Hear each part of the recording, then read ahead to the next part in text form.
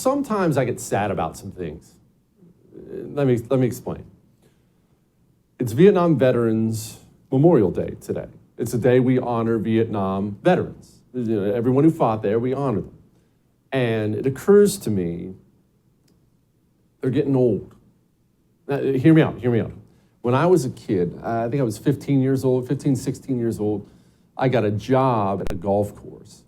And I was cleaning golf clubs, running around, just doing grunt work at the golf course. And I got to know this guy who was a veteran of Pearl Harbor.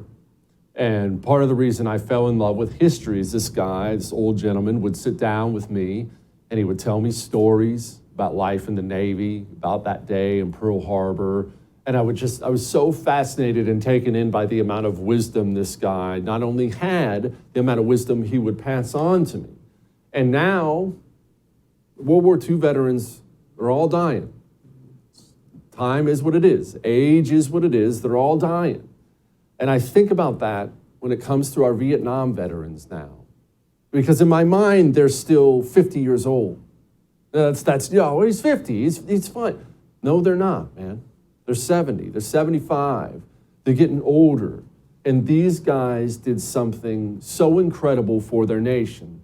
One, they didn't get the respect they deserved from their nation. Two, they fought in a war that was led by morons, politically, generals, they were all morons. These guys went over there and went through hell on earth with bad leadership. And that is so incredible. And they have so many valuable lessons they can teach us about everything, about life, about everything. I honor those guys, man. And they're getting older, and it bums me out. So allow me just to say this for Vietnam Veterans Day. Do you know one in your life, even an acquaintance? Why don't you go reach out, text message, phone call. Why don't you reach out, meet him for a cup of coffee, meet him for a beer, sit down, spend 5-10 minutes with them. Because once they're gone, we can't replicate that kind of wisdom. We can't replicate those stories that they can tell us, the lessons they can teach us about life, about government, about brotherhood, about so many things. These guys are the very best of us. And let's also remember this. They didn't come home after being treated poorly by their country. They didn't come home and hate America for it. They were still patriots to the bone.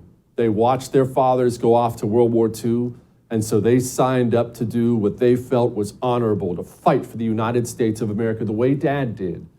And the United States of America's government did these guys so wrong. But they still came home and they flew their flags, and you still see them now walking around the grocery store, Vietnam veteran ball cap on. And isn't that something that's freaking cool, man? I think it's awesome. Honor these guys today. Send a text message right now. Make a phone call. Send a text. Go sit down with them. Once they're gone, we can't bring them back. All right?